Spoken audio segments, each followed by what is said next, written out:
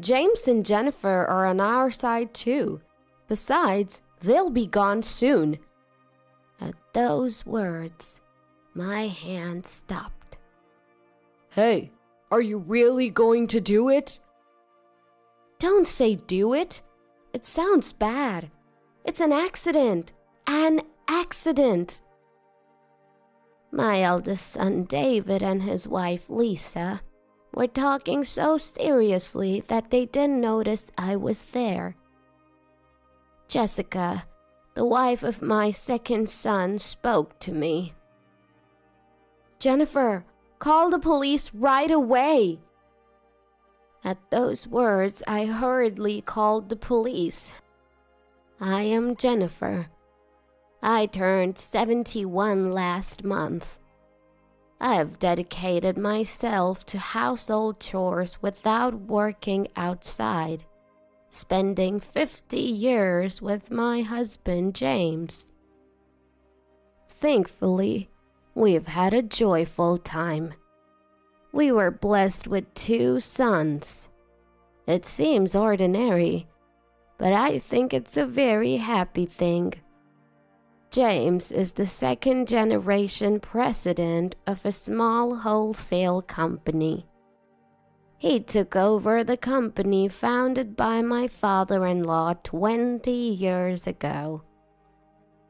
Blessed with customers, the business is going well. Now, our sons are working in my husband's company as executive directors. My eldest son David graduated from a famous domestic university. He's always been an excellent student, praised by his classmates' mothers. I was proud every time I attended a class observation. He studied hard even after going to college and graduated as valedictorian. Then he joined our company, where my father-in-law was president at the time. I was worried that he was too serious and didn't know how to interact with women, and his relationships with women were a complete failure. But 10 years ago, he brought home a beautiful woman 1 year younger than him. From what I had heard, she didn't seem to come from a wealthy family, but she always smiled at me and gave me gifts on birthdays. Living nearby, she often brought me food, saying, "Jennifer, I made too much." I found her to be a kind, thoughtful, and intelligent woman. They didn't have children, but I loved David and his wife very much. The problem was my second son. My second son, Daniel, was not as good at studying as David, but he seemed popular with girls, and during his college years, he was always with different girls. He barely graduated, and instead of joining my husband's company, he rebelled and joined a general company. There he met Jessica, a woman of the same age, and married her. Jessica, unlike Lisa, was unfriendly and kept our relationship to a minimum. She was very formal, giving gifts on Thanksgiving and Christmas, and regularly coming home. But she seemed to want to keep her distance from us. She didn't want to live near our house and bought a condominium in the next town. Above all, I couldn't feel any warmth in her flat tone of speech. Daniel worked in a general company for about 10 years, then resigned and joined my husband's company. But he's free-spirited even in the company. My husband and David seem to have trouble dealing with him. But even such a son is dear to me as a parent. I expect David and Daniel to continue working hard for the company. One day, I went shopping alone. Spring is coming soon. I was looking for clothes to wear at the company's entrance ceremony. Although I don't work, I'm a director in name only. I rarely go to the company, but I occasionally work from home, preparing gifts for customers and socializing with other corporate presidents' wives. As part of that job, I attended the entrance ceremony every year. I headed to my favorite clothing store in the shopping mall. That's when I spotted a familiar figure. Lisa? It looked like her. No, but she was walking with a man. David is at work. It must be a case of mistaken identity. But I was still curious about the two. They went into a high-end brand store. I felt relieved. It was indeed a mistake. Lisa is supposed to be frugal. I've never seen her with any brand name items, and David and Daniel's salaries are no different from regular executives. They probably could afford luxury brands, but they would only buy them on special occasions. David wouldn't say it, but Daniel often complained to my husband. The salary is too low. I can't buy anything. I should have changed jobs. Daniel has children, so he probably has even less room for extras than David. Anyway, Lisa, who specializes in housework without working, would never go to such a high-end brand store. I made an unpleasant mistake. I found myself laughing at the thought, and I left the place. Then, my husband's company had its entrance ceremony. This year, there was one experienced hire and 3 recent graduates. It's not a big company, but about this many employees join every year. This year, all were locals, and I hoped they would work for us for a long time as we successfully finished the entrance ceremony. The problem came after. Heading to the president's office, I found Daniel and my husband arguing. It's strange, isn't it? Father must be doing something. Daniel was yelling at my husband, his face red. David was trying to calm Daniel down in a panic. "What's going on?" I asked in a hurry. The books don't add up, Daniel yelled. The books? I had no idea what they were talking about. I asked for details. Daniel said that no matter what, the numbers seemed off. You must be faking it. My husband yelled back. Don't talk nonsense. This is why second-generation presidents who don't know the world. What do you mean?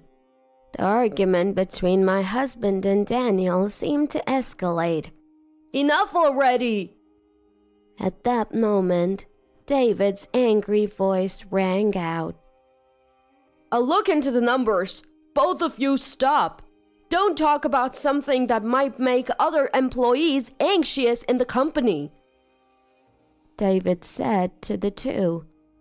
The eldest son is reliable after all. I was impressed by David. My husband and Daniel fell silent at David's words. I felt reassured, leaving it to David.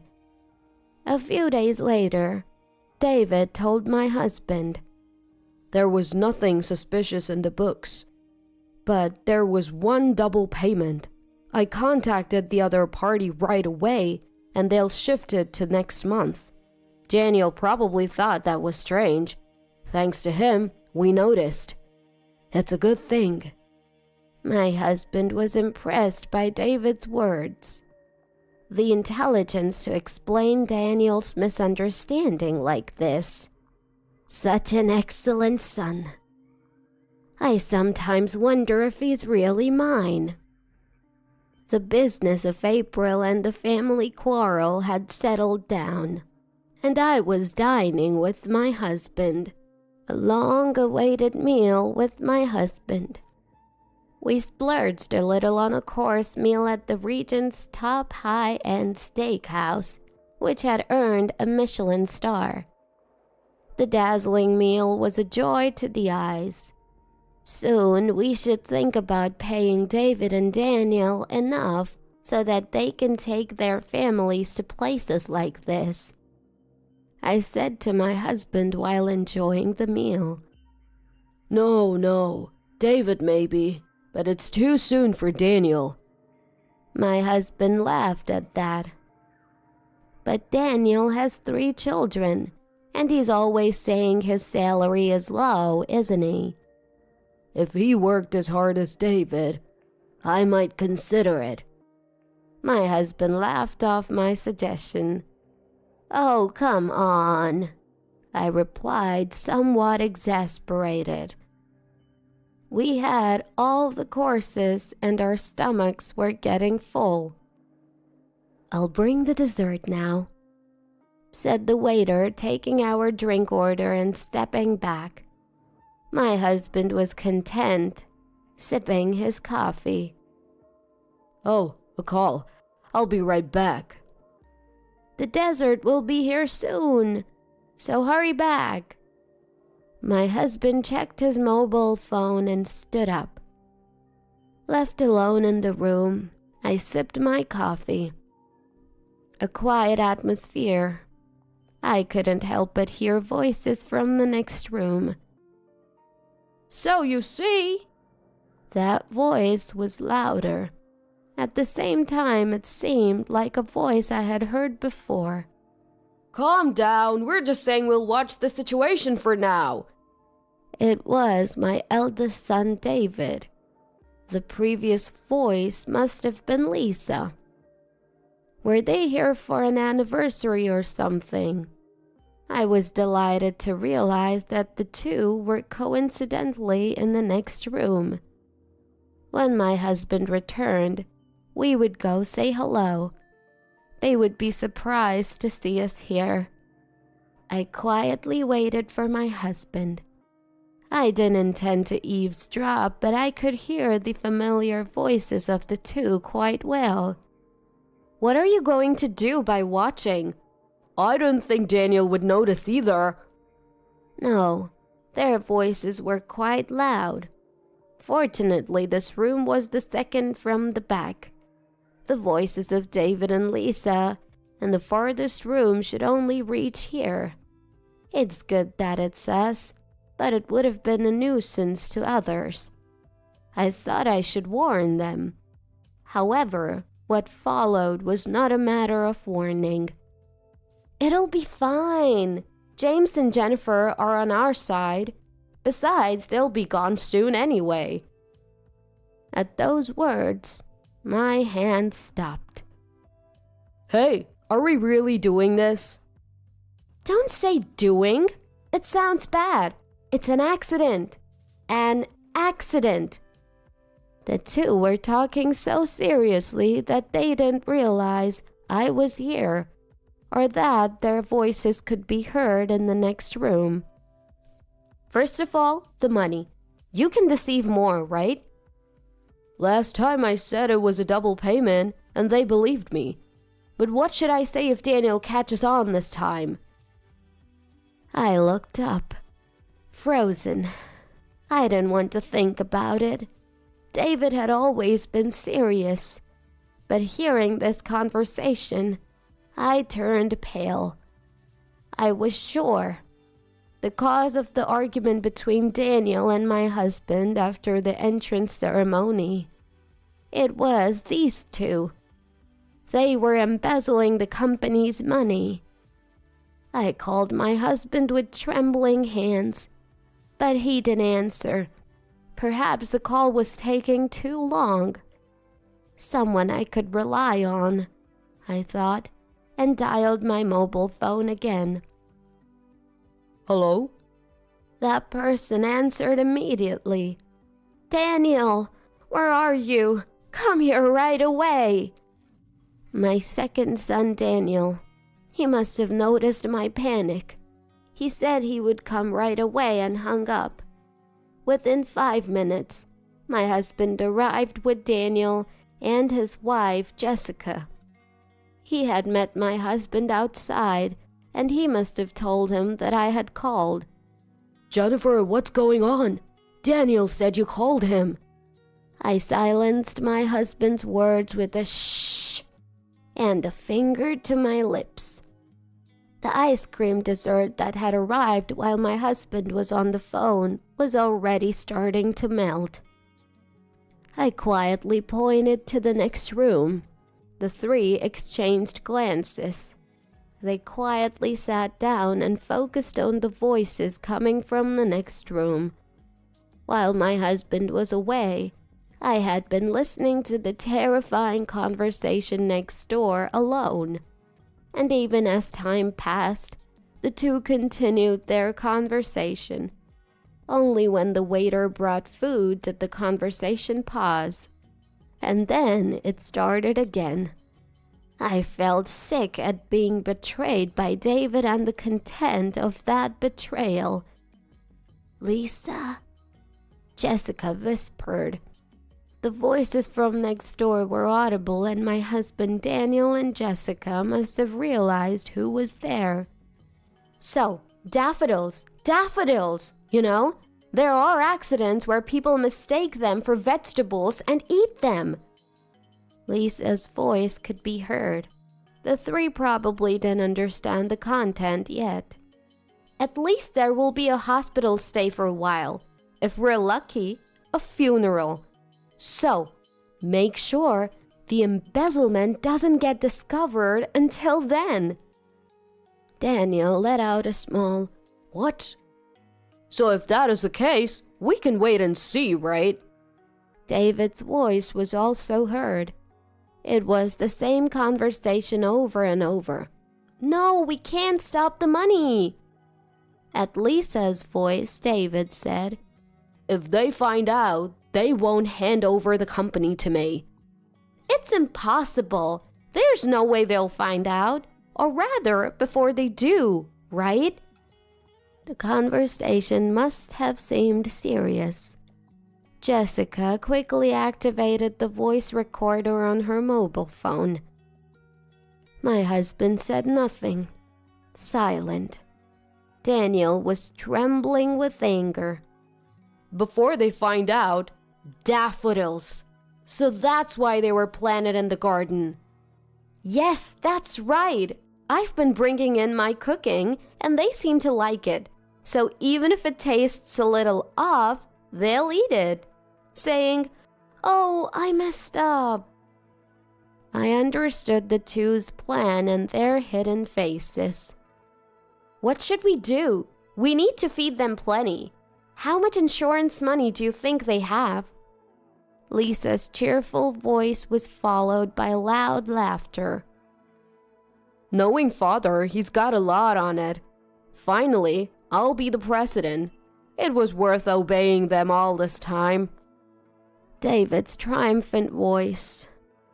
Daniel stood up in anger. My husband said nothing to stop him. "No!" It was Jessica who stopped him. "Why?" I said to Jessica. She was heartless. She hadn't been deeply involved with us, so it must have seemed like someone else's business. But Jessica calmly said, "If we confront them here, it will play into their hands. Surely Jennifer and James will be swayed by David and Lisa." My husband and I fell silent. "So what should we do? They're trying to poison father and mother." Daniel said. To that, Jessica replied, "It's okay. We have evidence. So, Jennifer, please call the police right away." Huh? I flinched at those words. Wasn't calling the police going too far? This is outright embezzlement, and they're trying to put those two in danger. It's a crime. If we leave it like this, Jennifer and James will be at the mercy of those two. But Jessica's words made me realize, that's right, if we continue like this. The thought sent shivers down my spine. I hurriedly called the police. Jessica explained the situation to the waiter, asking them to slow down the service to the two and make sure they didn't escape. And she also apologized for the inconvenience. If she hadn't been there, Daniel and my husband, with their heads hot with anger, would have stormed next door, and I, drained of all energy, would have forgiven the two without doing anything. After a while, we heard the sirens of police cars. Hearing that, Jessica went outside to guide the police.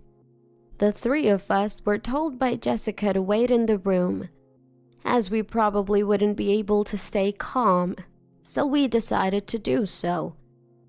We heard Jessica and the police's voices, and then they opened the door to the next room. What is this?" Lisa's voice was heard. "Jessica?" And the two seemed to have noticed Jessica. "David, Lisa, I've heard your conversation. I thought it necessary, so I called the police. Let's talk at the police station so we don't cause trouble for the restaurant." Jessica's calm voice had never sounded so reliable. "What are you talking about? We were just having a normal conversation." "Yeah, what will James and Jennifer say when they find out about this?" The two probably thought Jessica did this on her own. They mentioned our names and resisted loudly. "You're trying to frame David by calling the police because Daniel can become president? Don't take it out on us." Lisa said that. Hearing those words from next door, my husband stood up. "Father." Daniel looked at my husband. The battle was still going on in the next room. "For now, let's move." Jessica's voice. Following that, "Can we ask you to come voluntarily?" the police officer asked the two. "Voluntarily? No, I'm not going. I haven't done anything wrong." Lisa said that. "Yeah, that's right. There's no need to go." David's voice was also heard. "Is that so? I thought you might have an excuse. Well, we're going to the police station now to submit a report. Shall we go?" Jessica said that. She must have spoken to the police officer. The two didn't seem to feel any remorse. We had to go to the police station ourselves, so we stood up. I stumbled a bit. Daniel supported me. "Mother, are you okay?" "Yes." Daniel had become quite reliable, though. He had been through a lot. We left the room. In the hallway were police officers, probably calling out to the next room. David and Lisa must have been in the back. "Mother, are you there?" David shouted as if he could hear us, probably having just realized we were there. His voice sounded frantic. "If you want to make excuses, I think you should come with us. Next, the police will come with an arrest warrant to pick you two up." Jessica calmly said that. The two seemed to have stood up at her words. I had completely forgotten about it in shock, but Jessica had taken care of the bill. And so, David and Lisa were taken to the police station in a police car. we followed them in our car. When we arrived at the police station, David and Lisa, who had arrived earlier, seemed to be appealing to the police, saying things like, "It's a misunderstanding," and "It's Jessica's mistake." we could hear them from outside the room. Another officer guided us to a separate room. There, I told everything I had heard earlier about embezzling the company's money and about preparing daffodils to feed us. As I spoke, I became frustrated and started to cry. The officer was considerate of me. My husband also embraced my shoulder. "Regarding the company's loss, please investigate in detail tomorrow and submit a report summarizing the embezzlement and the amount of damage," the officer said. Daniel responded to the officer's words. "I can't forgive them for trying to endanger our parents more than anything else," Jessica stated clearly. I was happy that she was so angry for us. The officer said that since they hadn't actually acted, they couldn't be arrested for attempted crimes. However, it seems they could be arrested for a preparatory offense after listening to the conversation between the two that Jessica had recorded. They had actually prepared daffodils as poison and had been providing us with food to lower our guard. The photos I had taken of Lisa's cooking would also be evidence. I hadn't taken them with that intention, but I thought it was surprising how they came in handy. As I talked to the officer and listened to Jessica's voice, my sadness turned into bubbling anger. They must be arrested and made to reflect. But more than that, the feeling of being betrayed by my eldest son, whom I had raised with care, and his wife, whom I had adored, grew stronger. I thought they should see hell. I was scared of myself for thinking that. As a parent, I might be disqualified for thinking that way. But I also think it's inevitable to feel that way because I'm a parent. We decided, with Jessica and Daniel, that it would be best not to see David and Lisa. My husband, who was completely angry, didn't want to see them in the first place, and I might forgive them if I saw their faces. That's not true. I'm pretty angry too. But it was also true that I might forgive them if they apologized. We left the rest to Daniel and Jessica and went straight home. It seemed that Jessica's mother had come to play with the grandchildren, and she was taking care of them. So they told us not to worry and to rest. I was very grateful for that feeling. The next day, the police contacted us. In the end, the two didn't admit to anything. However, Daniel investigated the embezzlement facts and amount in one day. It was about 10 years, starting from the first year of their marriage. They had embezzled nearly $2 billion, sometimes a few $100s a month, sometimes a large amount. When I heard that, everything went dark before my eyes. I had been deceived for so long.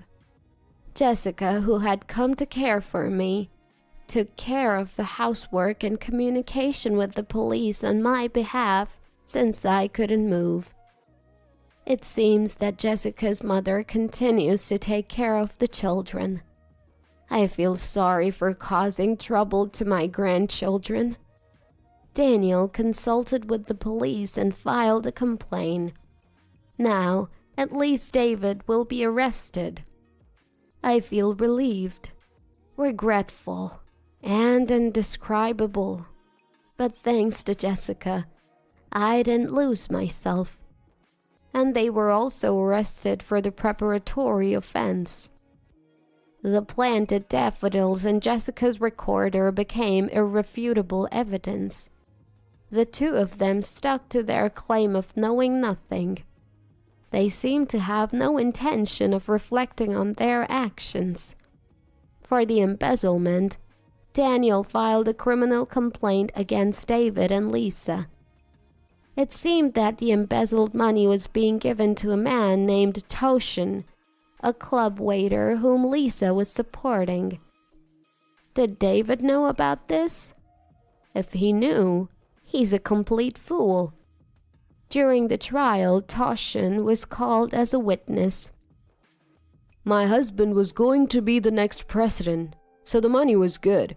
I really didn't know it was embezzled money, and I have no feelings for her beyond being a customer. Just a customer. At Toshin's words, Lisa became frantic. Toshin, you said you wanted to marry me. I supported your sales. Lisa screamed. What are you talking about? You! David also yelled. No, really spare me. You know, it's just sales talk. It's impossible. Toshin coldly cut off Lisa. Serves her right. I almost burst into laughter. From this, it seems David didn't know. Apparently, he had been sending the money to his not-so-wealthy family. Caught by a foolish woman. It's a real shame. In the end, both were found guilty.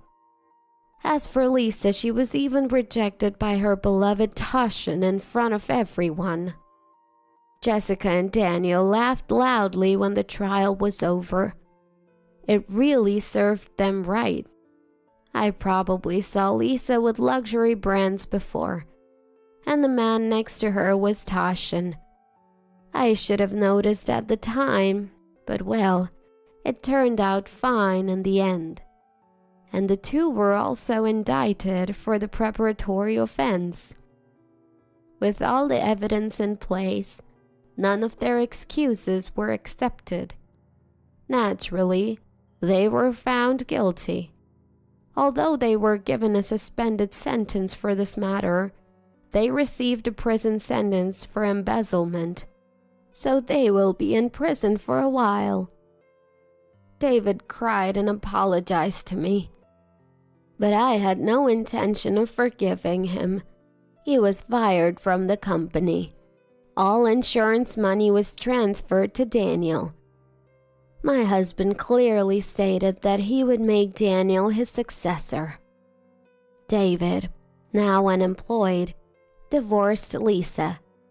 It's really good that he broke ties with such a woman. I don't want to be involved with David anymore, but the blood connection cannot be severed.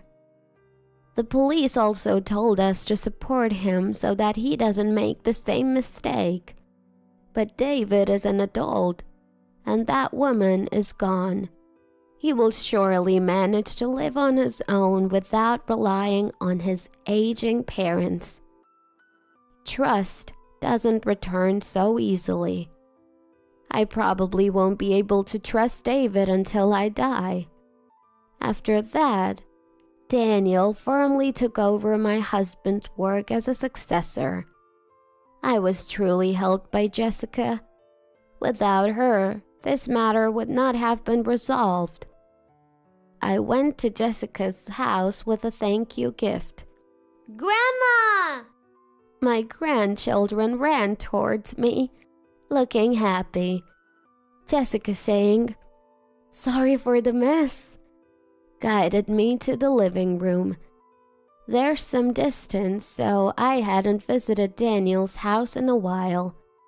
Coming after a long time, it was so neatly arranged that I couldn't think of it as messy.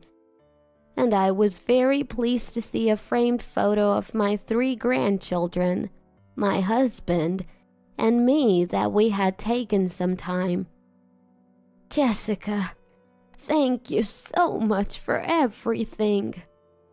I expressed my deep gratitude. No, I've only done what's natural. Jessica said calmly as always. Actually, I used to be uncomfortable with Jessica. You didn't try to get close to our house, did you? So, I muttered softly. I knew you felt that way, but that's okay, Jessica said. I think of you too as Daniel's parents, and I truly cherish you. If I let my emotions get involved, it might lead to unpleasant feelings, so I thought it was important to keep some distance, to cherish you both. I was deeply impressed by her words. Lisa was always trying to flatter me, and I was deceived by her and doted on her. But I was really foolish not to have noticed Jessica's feelings for us. Grandma, look, a present! My young grandchild Sarah said, handing me a clay craft. Before Grandma came, Mom and I made it. When I said I wanted to make a present for Grandma, she taught me how. The small clay piece was misshapen and couldn't be called skillful, but I found the clay very dear. Oh, Sarah, thank you. Grandma is so happy. I'll treasure it.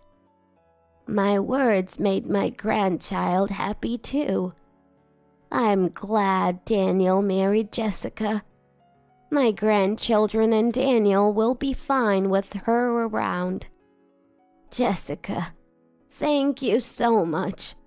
I'm counting on you from now on. My grandchild, looking at me curiously as I spoke, smiled along with me.